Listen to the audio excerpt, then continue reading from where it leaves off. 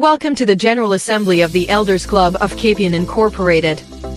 Today is the 9th day of March 2024, and this is the second session of the General Assembly for this year, held at Barangay Capian Covered Court.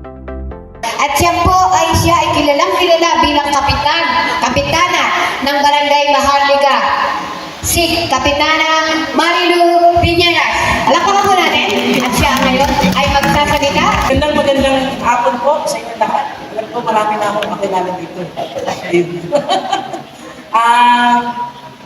Dapat po hindi ako magsasalita, kaya lang sabi nila senior daw kasi kailangan. Senior din ang magsasalita. Senior na po ako, 62 na po. So, kabaro na po tayo. Magkabaro na tayo. Anyway, sabi po ni Board, yung chairman ng board ng tech. By the way, before I go to that, I would like to congratulate your association. Alam niyo kung bakit? Kasi maganda po yung inyong orientation. Nabalitaan po na kayo ay registered sa SEC, di ba? So, maganda kasi registered, no? Marami po kasing senior citizens association na hindi registered. No? Umaasa lang, nakikipayong lang sa PISCAP or kung anong federasyon binong nila, no?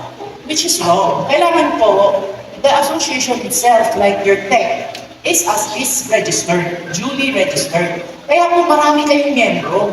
Kasi once na registered ang isang asosasyon, ang trust, yung tiwala ng tao, medyo maganda, di ba? Nag-agree mo ba kayo sa akin? Kasi maraming fly-by-night na associations, di ba? Nabubulang pag-eleksyon, di ba?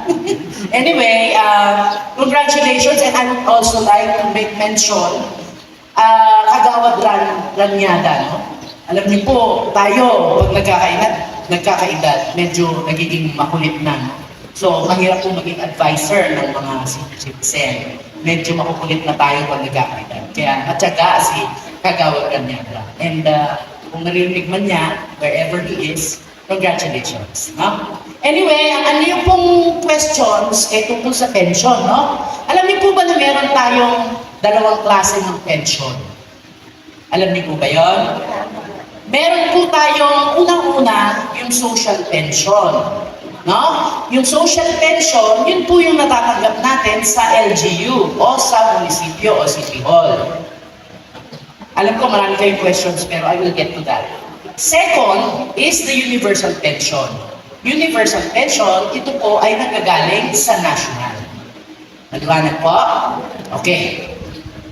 Yung social pension muna tayo. Yung social pension po, ang ating LGU ay nagbibigay ng ayuda o allowance sa ating mga senior citizens. Pero dahilan po sa tayo ay hindi kaya ng ating gobyerno, ng ating lokal na pamahalaan, nabigyan lahat. So ang ginagawa po ng ating pamahalang lungsod ay namimili sila nung pinaka-indigent. Yung talagang walang aasahang anak, walang aasahang kamag-anak na magkakabili sa kanila, no? So, pinipili po yan, yung talagang indigent. Now, ang question, bakit po merong mga hindi naman indigent na nakakatanggap? Tama po ba yung aking question? Okay. Bakit daw merong mga hindi indigent na nakakatanggap? Well, siguro po yung mga nauna na namumuno sa inyo. Or, sad to say, no? Baka malapit sila doon sa naunang namumuno sa inyo, so, maging recipient sila. The problem is, once na nandun na po sa record ng DSWD, hindi na po pwedeng burahin yun. So, kung makikita ninyo, tumatanggap sila paulit-ulit, di ba? Kasi kasama na sila dun sa listahan. Para po makapasok ang bago, huwag naman po sana, huwag natin ipanalangin, meron dapat mamamatay para papalit yung slot. No? Grabe. Patay na lang. Yeah, that's true. Kailangan ko may mamatay para yung slot mapunuan. Kasi po, yung slot limited lang. Hindi naman po lahat, no? Kaya nga po, nitong nakaraan, this is water under the bridge. Ha? Water under the bridge na po. Bababa po ako dyan. Water under the bridge na po kasi tapos na. Talo na po tayo, no? Kaya nga, ang mag-asawang magkatuwang sa serbisyo, mag-asawang Robes, ay nagpanukala na tayo ay mag-yes to HUC. Kasi kung tayo po ay nanalo, malamang hindi na po mamimili. Lahat po bibigyan na. Lahat ng senior, lahat ng babae o lalaki na iidad ng 60, mabibigyan. Bakit? Bakit ganon, Kapitana? Anong diferensya nun? Kasi madadagdagan po yung pondo natin. Kasi ngayon, miyembro tayo ng mga component cities, of which we have 139 in the whole of the Philippines. So kung halimbawa, ang allotted na NATA or National Tax Allocation, yun po yung kita ng bansa, ng buong bansa, ay may naka-allot sa mga component cities. Katulad natin, 139 po tayo maghahati-hati doon. So syempre, kung bibigyan ka ng isang pie, edi malit na lang yung maiiwan, mapupunta sa atin.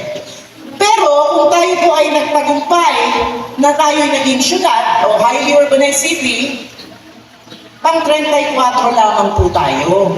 So yung allotment sa mga highly urbanized city, 34 kasama tayo ang maghahati-hati. Sa tingin niyo ba, lalaki yung pondo o hindi?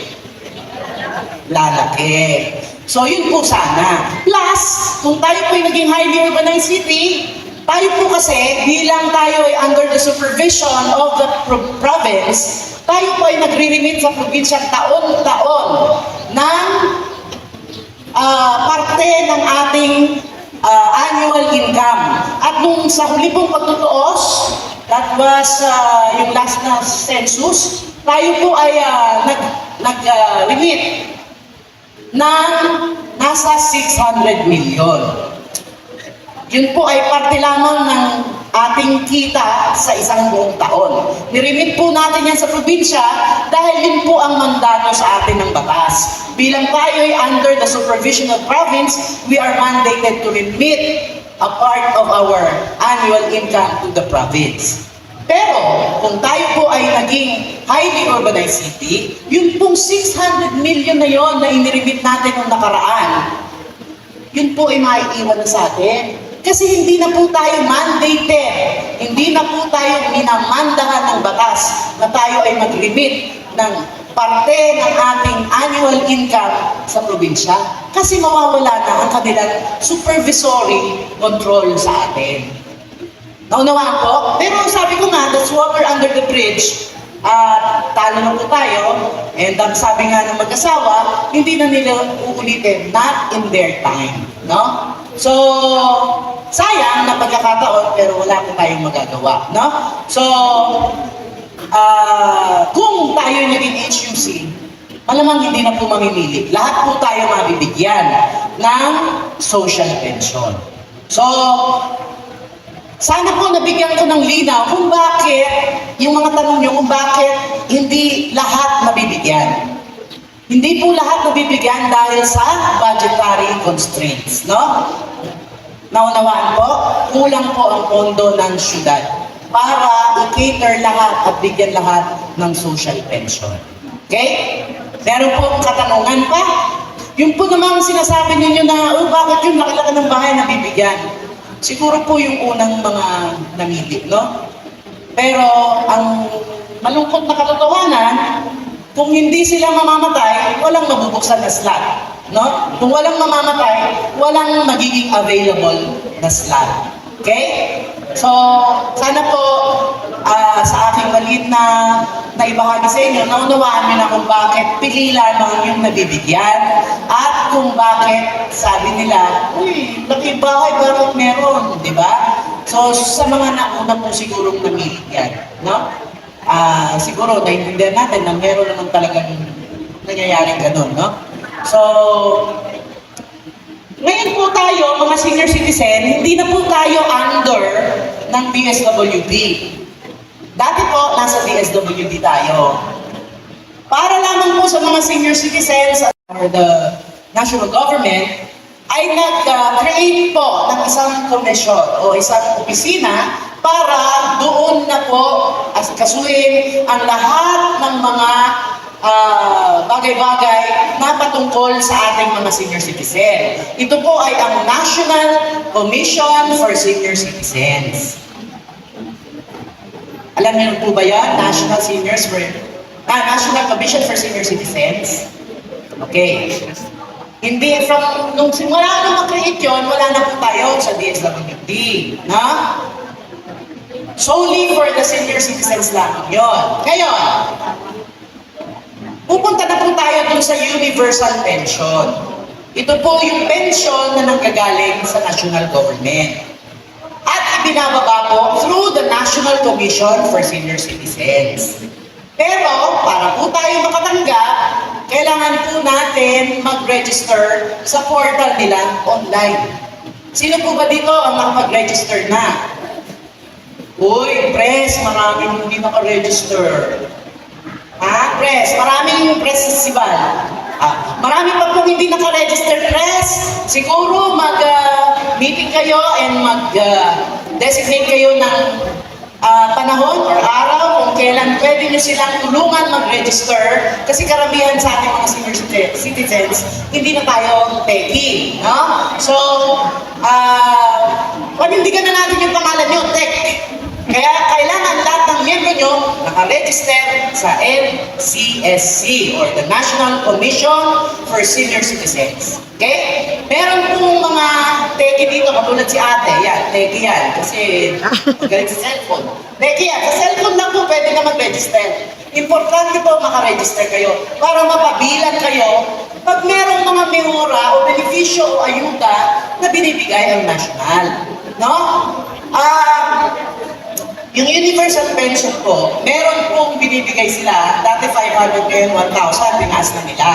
Pero for us to avail, we have to be registered sa portal nila. Nakalagay po dyan, dun sa ad na nabasa ko, wala nang IRR na kailangan. Kailangan lamang mag-register kayo para mapabilang kayo dun sa mga mabibigyan ng 1,000. Karaniwan po yan, 1,000, binibigay nila per month, binibigay nila ng quarterly, no? Para hindi ang national kasi. Parang yung sa Fortis, quarterly din yata binibigay yun eh. So, most probably, quarterly ang binibigay.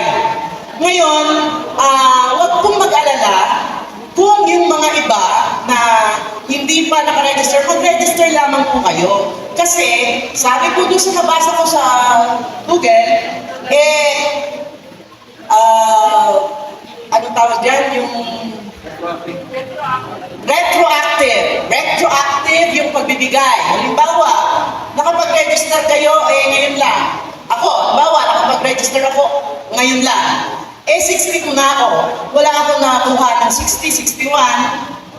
61. At saka hanggang ngayon, retroactive. Pag sinabi kong retroactive, ibig sabihin, bibilangin yung mga buwan na simula kayo naging senior citizen, simula ng pagka-approve ng batas na yan.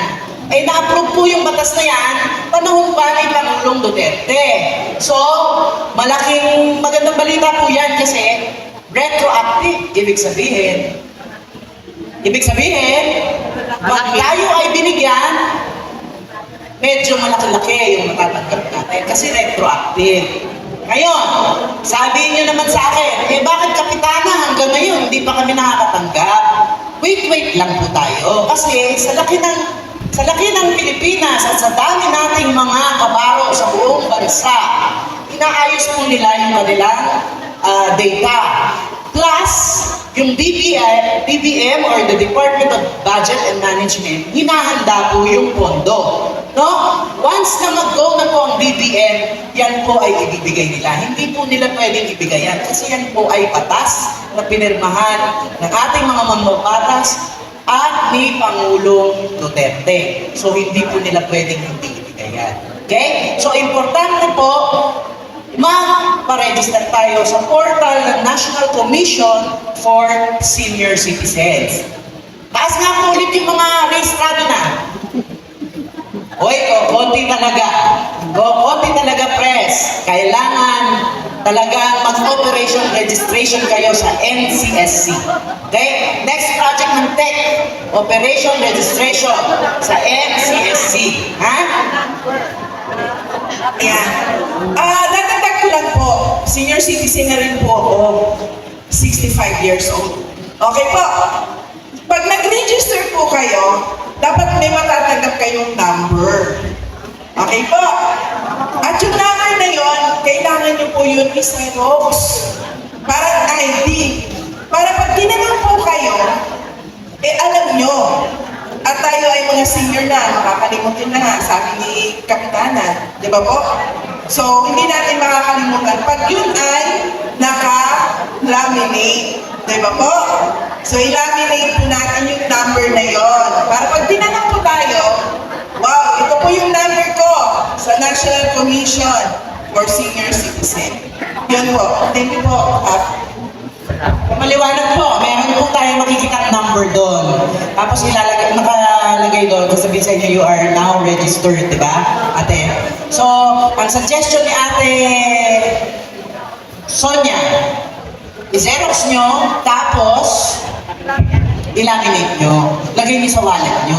Para anytime na mag-go na yung pamimigay, number lang kasi ang mahanapin dyan eh. Number. No? Sa dami ng pangalan. No? So, may tanong po? Sige po. Ganda nga po sa mga ka-senior. Ang tanong ko lang po, yan po ba sinasabi po natin ng pag-register sa online portal ng National Commission of Senior Citizen ay may sasama po ba o kasama po dyan yung mga tinatawag natin na kunyari, yung mga SS pensioner po na tumatanggap ng monthly pension? Lahat po kasama. Whether tumatanggap tayo ng SSS or GSIS, whether may 5 anak tayo sa abroad, whether 5 ang kotse natin, lahat po tatanggap. No? So maliwanag po sa parte na yan. Gusto niyo ba ng good news? Okay. Kaya kailangan lamang po, kasama po ang ating pinagmamalaking Congresswoman Rita Robes. Sila po at ang kanyang mga kasama ay nag-sponsor ng amendment sa Centenarian Act. No? Kaya nung pinirmahan ni Presidente BBM yun, nandun si Ate Kong. Kasi isa siya sa mga principal sponsors. No? Kung dati po ay 100 years old bago matanggap yung 100,000, inamyendahan po nila yun. Ngayon po, yung 100,000 matatanggap na natin, pag 100 pa rin tayo. Pero there's more. Ito po ay nilagyan nila ng amendment o inamyendahan. Nilagyan po ng para sa mga octogenarians at saka nonagenarians. Pag sinabing octogenarians, yung mga 80 pataas. Pag nonagenarians, yun po ay 90 pataas. So, nakalagay po sa amendment nila, pag tayo ay dumating sa edad na 80, tayo ay makakatanggap ng 10,000. Dumating tayo sa edad na 85, 10,000 ulit. Pagdating ng 90, 10,000 ulit. At pagdating ng 95, 10,000 ulit. Pagdating ng 100, 100 pa rin. So meron tayong bonus. Kaya dapat tayo ay laging malakas, laging healthy, laging meron po pang mga nagsusumba dito. Kung hindi na kaya magsumba, mag-walking.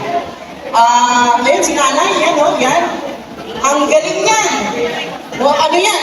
Tatanim-tanim lang yan. Kita mo. Yung mga ganito mong katawan sa akin, madali po yan. Kaya kailangan ko talaga magpapayat ko. Mas mahaba ang buhay na hindi matakaw. Sabi nga, if you want to eat, if you want to live longer, you eat less. No? Para po sa ating kalusugan. No? Ito po ay walang ayakan. Basta pag nag-reach ka ng 80 at nakaregister ka doon sa portal ng NCSC, mamomonitor nila yon. Kasi wala naman silang ibang imamonitor kundi ang senior citizen. Kaya nga gumawa ng isang opisina para sa senior citizen. Yun lamang imamonitor nila yung mga senior citizen. Ngayon, pag nakaregister ka doon at nakita nila or gumawa sila ng isang sistema sa kanilang computer o sa kanilang database na pag sino yung mga nakarating na 80, lalabas nila. Yun ngayon ang mabibigyan ng 10,000. Pag dumating ka ng 85, dumating ka ng 95, lalabas na lang dun sa kanilang computer system. No? Yun po yung mga bibigyan ng 10,000. Ito po ay matatanggap pag tayo ay nakaregister sa National Commission for Senior Citizens. Pag hindi, nga. Kaya importante na tayo ay mag-register. Okay? Yan po ang bagong chika. No? Meron pong amendment ang Centenarian Act. Okay? Kung kailan po pinirmahan yung amendment. Kasi meron tayong Centenarian Act, di ba? Yung 100,000 pag 100 years old ka na. Itong Centenarian Act, kailan lamang po pinirmahan ni Pangulong Marcos, di ba? So kung halimbawa, pinirmahan niya kahapon, ako po ay 83 ngayon. So, hindi ako sakop ng batas kung kailan ako nag-80. So, hindi ako tatanggap ng 80. Maliwanag po? Kasi hindi tayo pwedeng magpatupad ng batas na wala pa yung batas. So, napirmahan kahapon yung batas, 82 ako ngayon, hihintay ako na mag-85 ako. Kasi, andyan na yung batas. Maliwanag naman po, di ba ba? Kaya po sinasabi din sa nabasa ko, hindi na kailangan ng IRR. Kasi bumabase lamang ito sa edad ng senior citizen at sa petsa kung kailan na-approvean yung amendment. Yung Expanded Centenarian Act. Yan po yan. 11,982. PD 11,982. No? So, yung question mo na ay, halimbawa, na-approve yung batas, yung amendment, ng isang araw. Eh ngayon, 84 na ako. Sabi mo, 84 na. Paano yung 84 na ako? Nalipasan ako ng 80. Hindi po kayo nalipasan.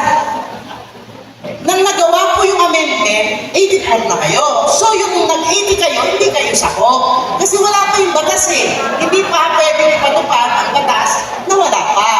So, 84 na kayo ngayon, hintay kayo ng 85, makakatanggap kayo sa 10,000. Maliwanag po ba? Okay. Maliwanag po yan. Okay. So, ibig sabihin, magbase po tayo dun sa petsa kung kailan inaprubahan ni Pangulong Marcos yung amendment o yung Expanded Centenarian Act at kung anong edad ng senior citizen. Okay? So, katulad ng nanay ko, naaprubahan lang yung amendment noong isang araw, 89 na siya. O hintay siya next year para makatanggap siya 10,000. Hintay ulit siya ng 5 years, natanggap siya ulit 10,000. Tapos, hintay siya 100, 100,000. So, pwede pa siya tumanggap pag nag-90 siya at pag nag-95 siya. Kaya importante po talaga na tayo alagaan natin ang ating sarili. Okay, maliwanag po ba yan? Wala na